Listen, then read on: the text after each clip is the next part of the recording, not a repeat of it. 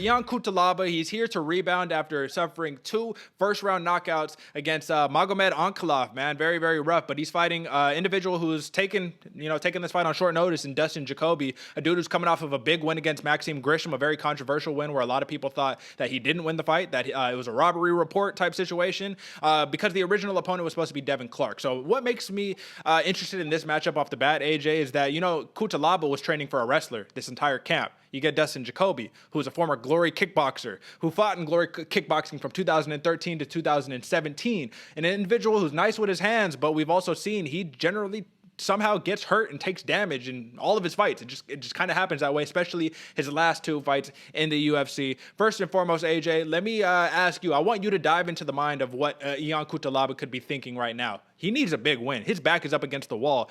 Pressure's on. Do you think we see a normal Ion Cutelaba, a more composed Ion Cutelaba, a tentative one because he doesn't want to get knocked out? Tell me what you think.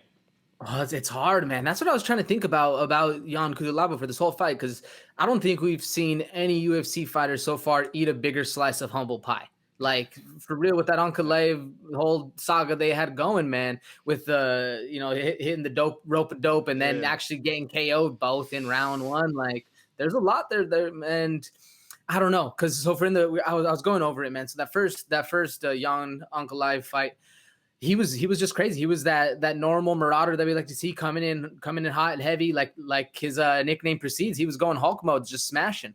But then in the second one, he was a little more calm. He was a little more collected, and all it did was just maintain him maybe another 30 or 45 seconds. Yeah. So I don't really know. Like I was expecting him in his last fight to come out calm, cool, and collected. He did. He got KO'd. So personally, for me, for this one, I really want to see him just go back to what got him to the show, be that marauder, go in hot, heavy, and hey, man, if you're going to get finished anyway, might as well try to knock the dude's head off, I think. I agree with you. I feel like he was in the rankings, man. He's not in the rankings anymore, not in light heavyweight division. I feel like he was making a real run, but like two knockout losses back to back in the first round does not help your stock at all. I will say this. I do agree with you, and I do think he needs to turn into that Incredible Hulk. I think part of the reason that I favor Cutelaba versus Jacoby is because Maxime Grisham did exactly that. He just walked forward, full on pressure against Jacoby, and Jacoby started to wilt.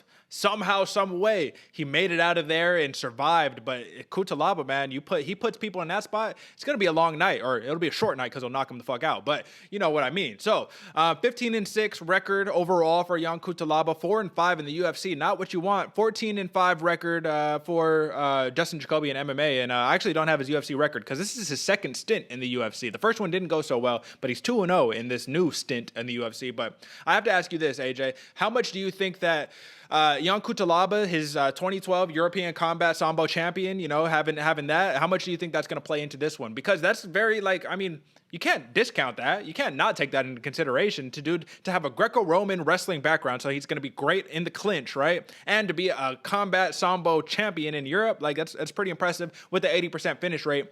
Do you see in any possibility this fight goes all 3 rounds and no one is left sleeping on the floor by the end of the night?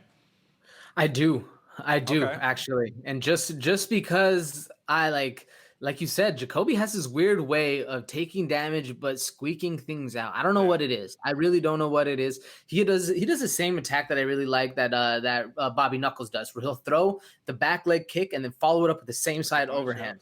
It's tricky. He's a tricky guy, and I don't really I see it going the way, man. And personally, I do think Cutelaba needs to actually get in there, grind it out, because when you think of wrestling, you think of freestyle, Greco-Roman, and now just recently Sambo, just because of the influx of Russians. And this dude's a pro at too. Like, come on, he needs to put that wrestling to work, put him on the ground, put a hole in his face, go Hulk mode and smash. And it's time to prove that, because if not, man, Jacoby's going to do the weird shit Jacoby does and squeak out another robbery. It's just how it's going to go. Well, listen, Jacoby is a veteran, man, 33 years old. So he's 5 years older than Cutelaba, and he's a former Cage Warrior. He's a 185-pound champ, man. So he's been around. He's seen a lot. And listen, he's got a 3-inch reach advantage, and he's orthodox while Cutelaba is a southpaw. What's the last thing you got on this one? And he knows how to win a point match. Yeah, that's the thing. He knows how to win a point match with kickboxing. That's really it for me, man. On this one, I'll give you my pick right now. I got Jacoby squeaking out a decision just because of that. I personally, I do think Cutelaba could easily knock him out. Don't get me wrong, but I think he's going to squeak it out with a point match. I feel you. I think that the MMA gods are looking to smite, you know what I mean, Dustin Jacoby this time around, man. I think that they're not really happy with that win that he got in his last fight, right? And when he got his win against Justin Ledet, let's be honest, man, this dude was a kickboxer versus a boxer. Kickboxer is going to win this fight almost like 90% of the time, right? Because guess what? You got legs, buddy, and I'm going to use them. You know what I'm saying? This ain't a boxing match. So, hey, I'm going Ion Cutelaba knockout round 2. I think he starts off a little bit slow. He starts to get his bearing as the second round goes on, and then he puts that man to sleep. I'm a big fan of Dustin Jacoby, but I think Ion Cutelaba has been written off very similarly to Dominic Reyes, which we'll talk about here in a second.